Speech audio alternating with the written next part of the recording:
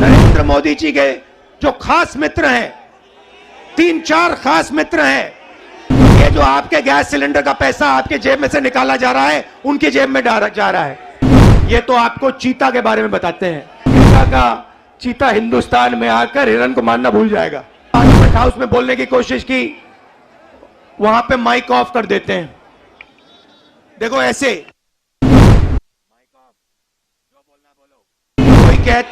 कोई कहते हैं भैया, कोई कहते हैं मजदूरी करते हैं, कोई कहते हैं भैया हम पकौड़े पका रहे हैं। तो एक तरफ मीडिया बात नहीं उठाती, दूसरे तरफ माइक ऑफ कर देते हैं।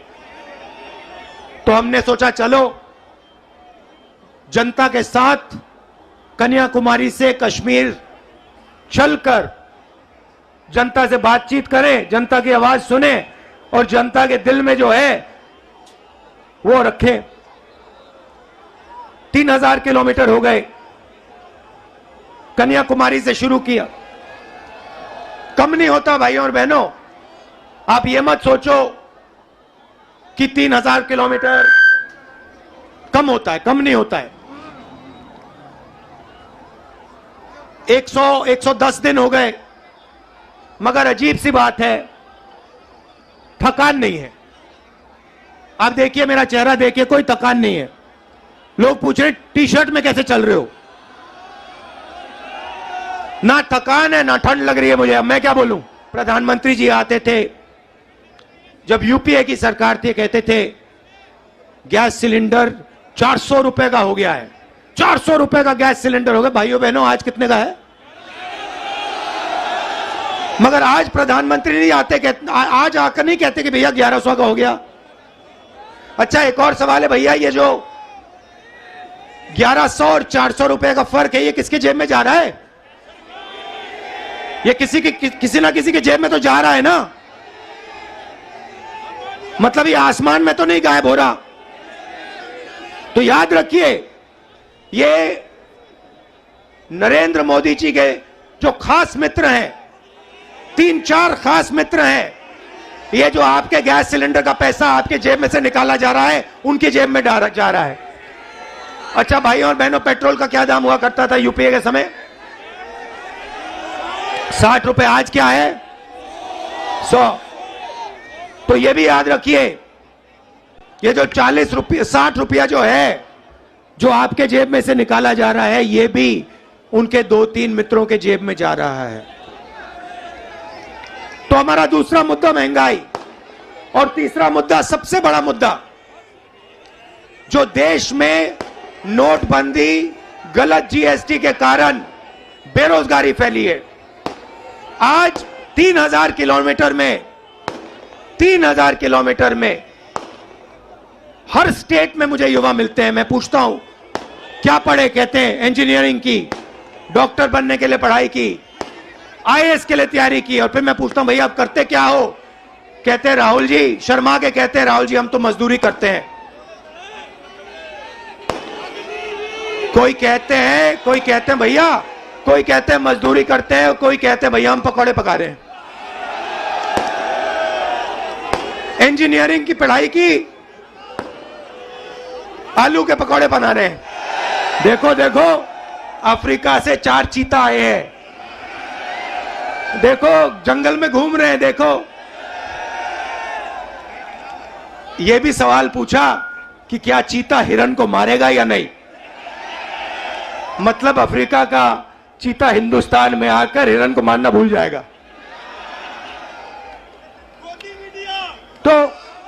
तो मित्र तो है नहीं। अच्छा, मीडिया बात नहीं उठाती जनता की, तो हमने सोचा पार्लियामेंट में भाषण करो। डिमोनेटाइजेशन, नोटबंदी के बारे में भाषण करने की कोशिश की, गलत जीएसटी के बारे में बोलने की कोशिश की। जो हम जमीन अधिग्रहण कानून लाए थे, जब नरेंद्र मोदी जी ने उसको रद्द करने की कोशिश की, हमने पार्लियामेंट हाउस में बोलने की कोशिश की, वहां पे माइक ऑफ कर देते हैं। देखो ऐसे माइक ऑफ, जो बोलना बोलो।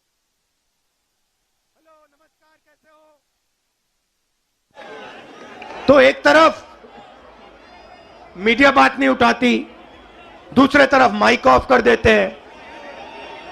तो हमने सोचा चलो जनता के साथ कन्याकुमारी से कश्मीर चलकर जनता से बातचीत करें, जनता की आवाज सुने और जनता के दिल में जो है वो रखें। 3000 किलोमीटर हो गए, कन्याकुमारी से शुरू किया। कम नहीं होता भाइयों और बहनों, आप ये मत सोचो कि 3000 किलोमीटर कम होता है, कम नहीं होता है।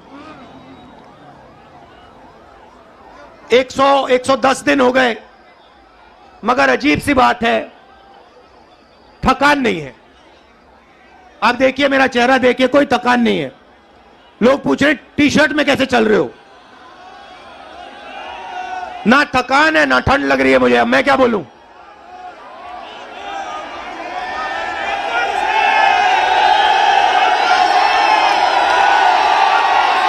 अच्छा, जो प्रेस वाले हैं, एक बात देखो मेरे साथ, एक बात देखो इनके बारे में, देखो एक बात, ठहर जाओ भैया, एक बात देखो प्रेस वालों की। मैं यात्रा में चल रहा हूं, मैं टी शर्ट में हूं, मेरे साथ किसान के गरीब बच्चे चलते हैं, वो फटी शर्ट में होते हैं, उनकी पूरी टी शर्ट भी नहीं होती। मगर इन मीडिया वालों में से एक भी ये नहीं कहता भैया हिंदुस्तान में किसान का बेटा बिना स्वेटर के क्यों घूम रहा है। ये सवाल नहीं पूछेंगे, ये कभी नहीं कहेंगे भैया ये मजदूर है, ये टी शर्ट में क्यों घूम रहा है, ये किसान है, ये स्वेटर बिना जैकेट बिना क्यों घूम रहा है। ये सवाल कभी नहीं पूछेंगे, ये सच्चा सवाल है। मेरे टी शर्ट वाला सच्चा सवाल नहीं है।